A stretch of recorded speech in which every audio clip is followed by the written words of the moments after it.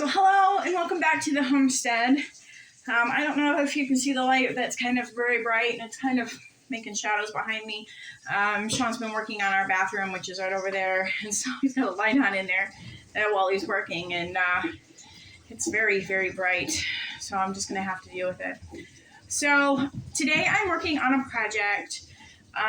This actually came from a steer that we just had butchered back a couple months ago. And it's been in my freezer, but I really needed to get it dealt with. And I wanted to kind of show you how to make your own, basically, baking or cooking grease or, tallow, lard. You can use any of the kinds of, fats that you get. You can use deer fat, if you like bear, or pretty much anything. But I know the two main ones are usually like leaf lard and suet, and then you make those into lard and tallow. So I want to kind of show you, but and I do like my olive oil, but this has gone up in price. It's almost $6 a gallon, or a little for a container like this. It's almost $6 at our local Aldi. It's gone up a little bit more every time I go up there, it seems like. I also like to use grapeseed oil, and this isn't getting any cheaper either. Another thing that I really like to do, and I like to use this also for medicinal purposes, so I always try to keep this on hand, and that is your organic coconut oil. I like to use that for anything from if we have toothaches or earaches, or sometimes the kids will get a scrape that looks a little infected. I'll put some of this in there, and that takes that infection out. And we've had to save, a lot of emergency room visits because of coconut oil. So I highly recommend it. This is something I will always have in my pantry now. But it's not getting cheaper either. So it might become to the point where coconut oil is strictly for medicinal use for right now, but we'll see. But also something that I have been doing a little bit of research into is things like tallow does have some medicinal properties as well. It's good for your skin. You use lard on a lot of soaps, and sometimes you can use tallow in soaps. I am not going to do that because right now soap really, even with inflation, soap really hasn't gone up a whole lot yet. And something I want to talk about later on is we do have goats now. Since I've been on kind of a YouTube hiatus, we got goats, and we actually just put the buck and the doe together a couple days ago, actually. And so far there's not been any activity, but I'm hoping to, about April, have a kid somewhere in there and be able to have milk. And if we don't use that milk for consumption, I have been looking into making goat's milk soap because it's really good for your skin and things like that. So I have been looking into that possibility. So it's going to get used one way or another. Not a big deal. So I'm kind of looking forward to that. But again, there's not been any activity on that spectrum yet. So we'll see how that goes. But they're together now. So let's get into this. So this is... I don't know if hopefully I can see this.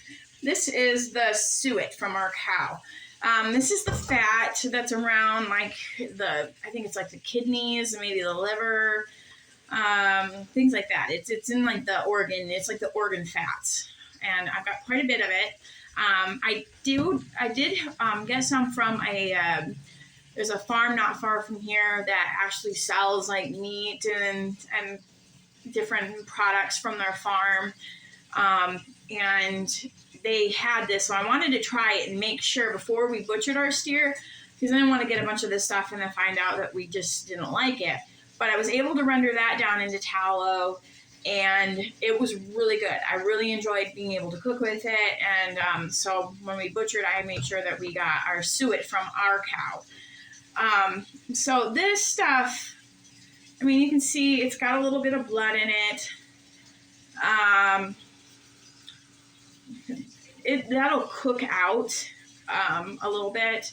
So I'm not gonna like rinse it off or anything, because I think if I tried to rinse it off, it would just make it gunky. So I'm not gonna worry about that too much. And I'm not gonna worry too much about even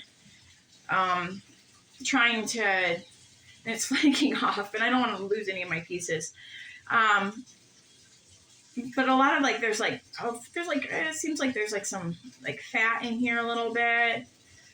I'm not sure what that is. It's like a shiny, but anyway, none of that will end up in the finished product. So I'm not too worried about it. Now, right now, the biggest thing that I need to do right now is I need to get this into smaller pieces. Now, in the past, I have actually sat here and cut this stuff up, and that's extremely time consuming. So I was actually watching a video the other day where they were using their meat grinder to actually get that down. I have a food processor. You can use a food processor, but those are, mine is, I don't know, it's got like a lot of crevices and stuff. So I didn't, and this stuff is, it's hard to explain how it is, but it's kind of oily too. Like, yeah, see, there's the stringy stuff right there. So I don't really want to have to clean that out of my food processor, so I'm not going to do that. And so I'm going to use this. You can also use a blender. You just need to get it small enough, because what this is going to do is you're going to put it into the heat, and it's going to melt all of this fat, and you're going to melt it down into a liquid. It's going to all melt, and that's just kind of disturbing. Sorry. So you're going to melt this all down into like a liquid, and then you're going to strain it out. So what you're also going to end up with is sometimes there's meat, a little bit of meat in there. And I don't know if you've heard of cracklins. That's how you get cracklins. I'm not sure if like with the cow, if it's the same as like with pig, because you usually get like cracklins from when you're doing leaf lard and you're rendering lard. So I don't know if that's the same with cows or not, but just to keep it simple, I'm just going to call them cracklins because I don't know and I don't care, honestly. So right now I need to get this down into smaller pieces. If you ever do this and you want to try it out, I'm trying to think of how big you want them to be.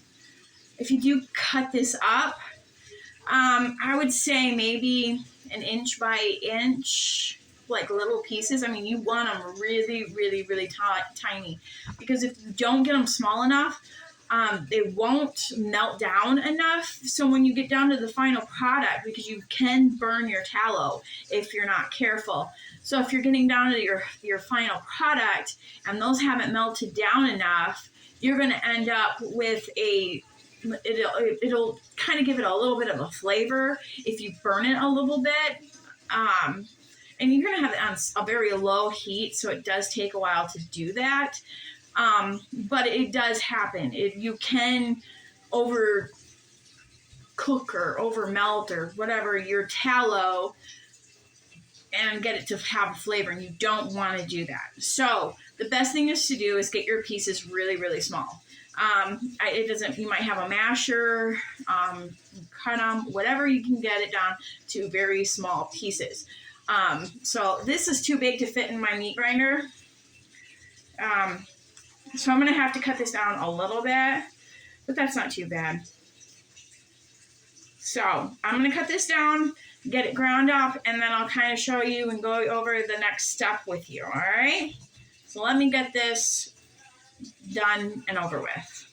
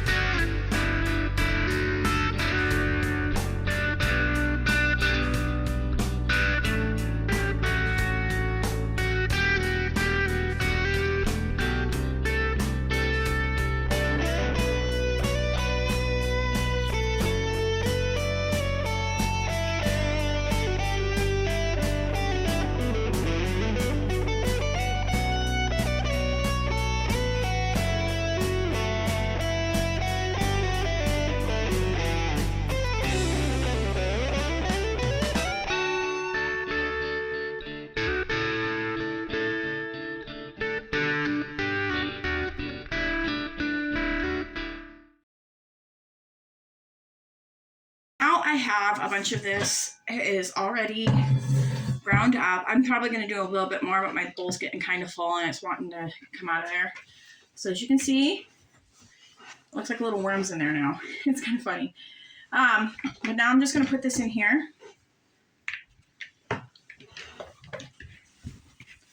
Okay. Now you do not need to add water to this, or I'm not going to, because I'm going to be doing this in the oven. You can do this in several different methods. You can use a saucepan on the oven. You can use it around, like on the stove, or you can use it like I'm going to be doing it in the oven. You can use probably like a slow cooker.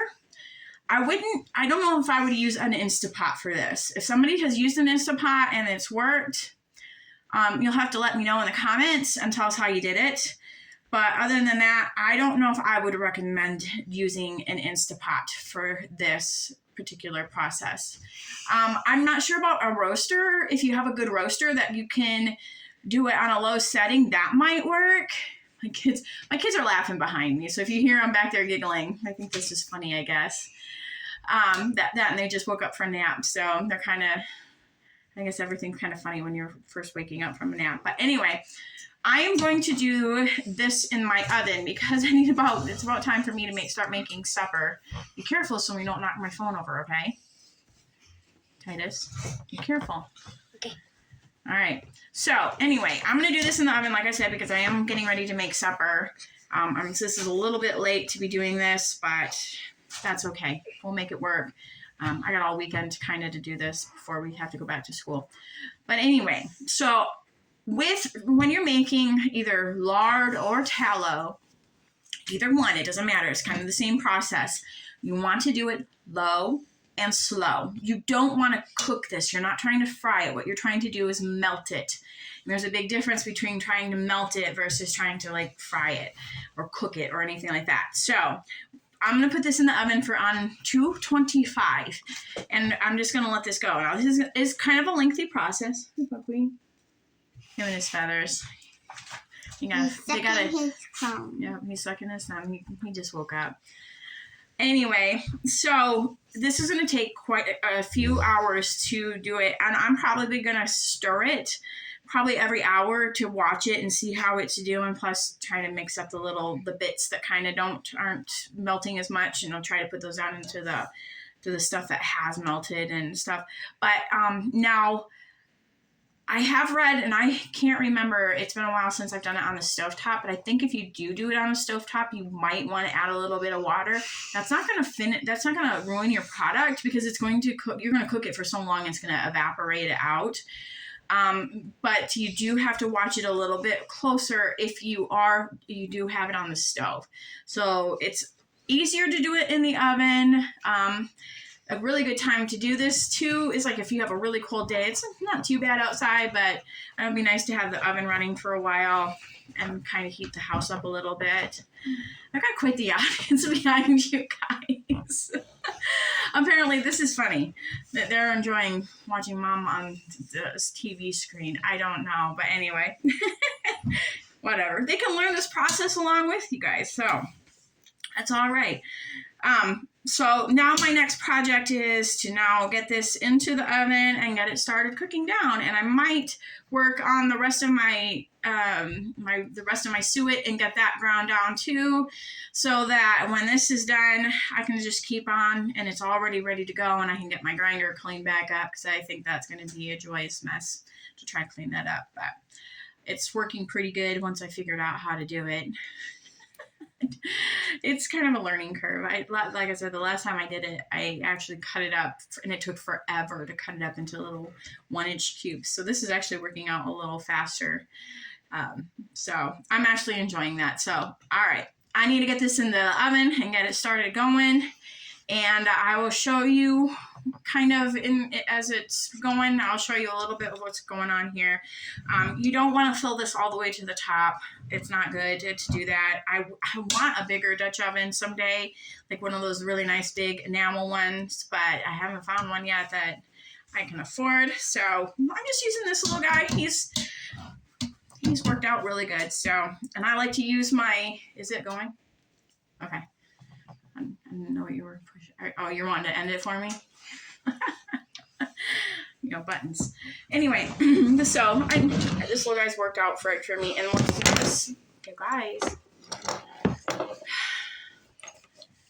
it's fun with little ones sometimes. When I'm doing this in here, I'm also seasoning my pan as well. So I was kind of doing a double duty here, getting my tallow, and then I'm also seasoning my pan. So anyway, let's get this into the oven, and I'll show you back in a little bit what it looks like. All right, so this is what kind of where we're at after we've melted all of that suet out of there. Now all these chunks that right here, that's just like what you would get for the cracklins. That was what all that is. All right, Titus, you're in the way, buddy.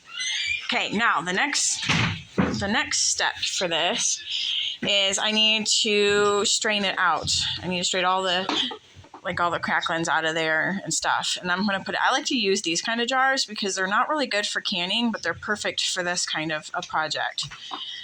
So I'm going to just do that. And since this is going to be very hot, I just do that.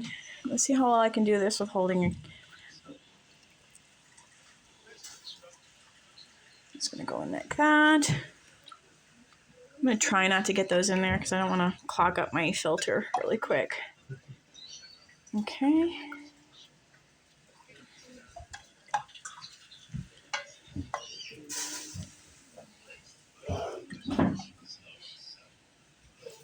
Okay. Make sure. Let's see. Watch out, Titus.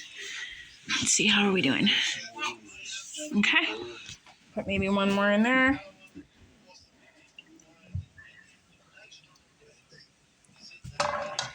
Let's see. Maybe half of one more.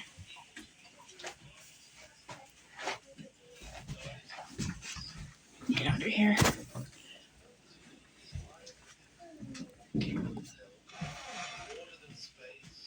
All right. I'm gonna take this off, and that's how much. Let's see if I can do this. That's how much is in there. Okay. Now, what I'm going to do with this is I'm going to take a cloth because I'm not sure there's liquid on here, so I don't want to leave that greasy film on there. So I'm going to get a cloth and I'm going to wipe it off with, and I'm going to dip it in some vinegar to cut all that fat off of there. And then all I'm going to do with this is I'm going to put a lid and a ring on there and let it sit. Okay, so after I get done with that, I'm not going to can it or anything. I'm just going to put my lid and my ring on there. I forgot to grab them, so I'm going to do that in just a minute. I'll be right back. All right, so I've got this wiped off. I got my lid on here. I'm going to set this on my counter here and let it just sit, and then it'll turn white. Now, here's another jar. This is a batch from another, or a jar from another batch that I did. And yeah, it's in a coconut oil jar because I'm lazy and I don't take labels off. Dust or something in my jar. Anyway, so the reason that I know that this is my tallow is this has a regular lid on it, like this one. You can see the difference. This one still has. I haven't opened it, so it still has the original lid on it. So I know that this one is my actual tallow because it has my canning lid on it. So yes, questions you might have on this: do you need to put it in the refrigerator or freezer? No. Once you get it all strained out and get all the stuff strained out of it, and it's like this, it will seal up and it will be shelf stable, just like that. I don't do any of this. This is in my pantry. It's just in one of the shelves. I probably need to mark it from family members because my husband did accidentally open one of these because he thought it was actual coconut oil and it's not. So I try to keep these. I do keep these in a different area so that they are not like right next to my other coconut oil. Because yeah, you can't even tell the difference if you don't look at the lids. You can't tell the difference really. Well, this one's a little bit darker white, I guess, but yeah, it's really hard to figure it out. But that's what I do. And then when you do open this, even when you do open this, it does not have to be refrigerated. You can set this just next to in your cupboard or next to your oven or wherever you need to do. This will not go bad. This will stay good, and you'll be able to use this. So that is how you do tallow. I have enjoyed it. We've cooked with it for several times now, and I really like doing that. So I need to finish up getting all of this all into jars, and and then I can work on getting that video edited, and hopefully I'll be able to get it out for you guys on Saturday. So if you have any questions, I'll try to answer it. I think I got everything covered, but I'm not sure. I tried to cover as many things as I can. Just remember, if you're going to do tallow or even lard, either one, slow and low. Just keep that. It's not a rush. This is a long process. If you want to do it right, it's just going to be a long process. But this is a really good thing to have in your household. And it's better than shortening or Crisco or vegetable oil even. And it's a pretty easy process. It's just lengthy. So if that helps not make it so intimidating, I hope it does help you. So, all right, we'll talk to you next Saturday.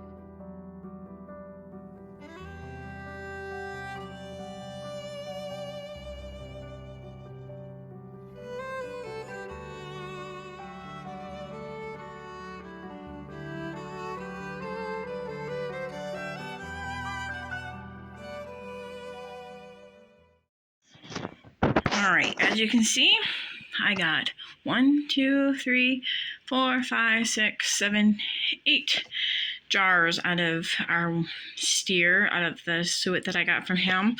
And as you can see, this is the first batch that I did, that you see me do. It's already white, as you can see. And those jars have already sealed as well. I wasn't going to say anything more, but then I realized I said I was going to show you what it looked like in the middle of the melting down process, and then I realized I never did that. So I thought, well, during the second batch, I would just show that.